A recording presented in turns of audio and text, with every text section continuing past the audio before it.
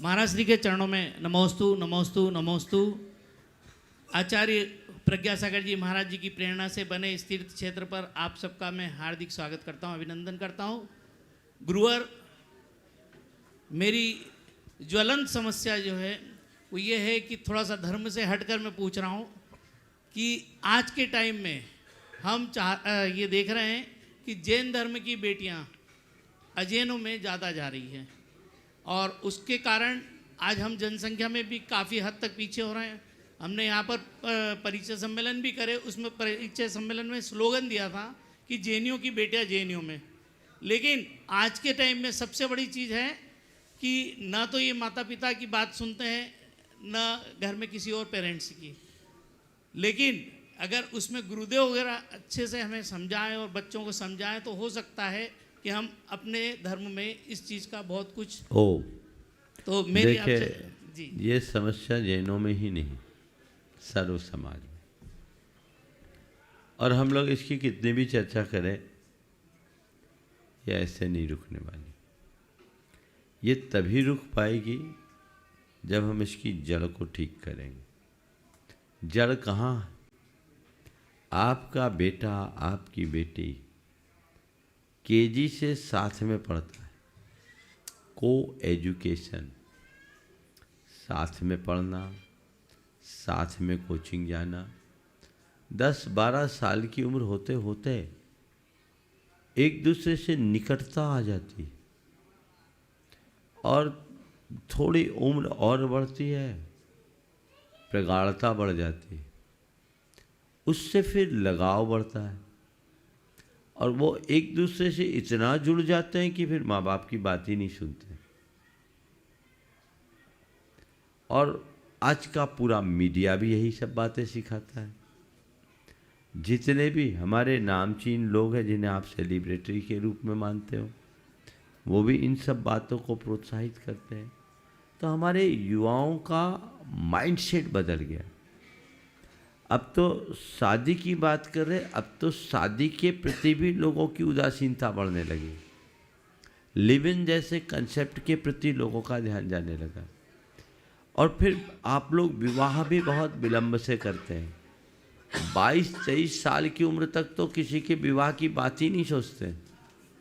आप 24-25 टच करने के बाद खोजबीन शुरू करते हैं, होते होते 30 बरस हो जाते हैं, तब तक मामला बिगड़ जाता है। फिर हम लोग बोले ऐसा हो गया वैसा हो गया, तो कुछ नहीं होने वाला। पहले सामाजिक दबाव था तो लोग थोड़े डरते थे, बच्चे भी डरते थे। अब तो दबाव भी ख़त्म हो गया। तो माँ बाप भी क्या करें, उनके सामने मजबूरी हो गई, एक ही बेटा एक ही बेटी, तो झक मार करके उन्हें करने पड़ते हैं। तो एक गड़बड़ी तो ये है। दूसरी बात, हम अपने बच्चों को प्रारंभ से ही तथ्यात्मक तरीके से और मनोवैज्ञानिक ढंग से अपने जीवन साथी के चुनाव के प्रति जागरूक बनाएं। उन्हें समझाएं कि प्यार का वास्तविक अर्थ क्या है। जिस प्यार की खुमारी में आज युवा एक दूसरे के प्रति आकर्षित होते हैं, सच्चे अर्थों में उसमें प्यार जैसा कुछ नहीं होता। वह केवल यौवन जन्य आकर्षण होता है जो थोड़े दिन में ख़त्म हो जाता है। इसलिए मैं कहता हूँ प्यार के चक्कर में पड़ना ही नहीं। प्यार का पहला अक्षर टूटा हुआ है। प्यार का मतलब ही है टूटा हुआ यार, तो मतलब ही नहीं। क्या प्यार? अब लोगों का प्यार परवान चढ़ता है। किसको प्यार बोलते हैं? उन्हें हम समझाएं। आज दुनिया में सबसे ज़्यादा डाइवोर्स अमेरिका में होते हैं और सबसे ज़्यादा अफेयर भी वहीं होते हैं। हम ये आंकड़े बच्चों के सामने रखें। मेरे संपर्क में बहुत सारे युवक हैं और युवतियां हैं जिनने अपनी इच्छा से शादी की और बाद में अलग अलग होना पड़ा।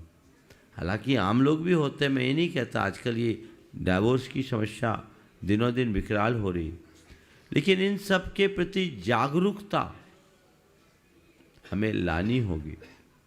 और बच्चों के हृदय में सांस्कृतिक निष्ठा, धर्म की निष्ठा ये जगानी चाहिए।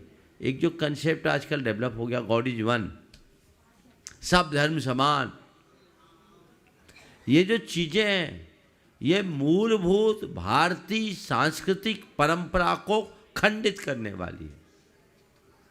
उन्हें हमें समझाना है।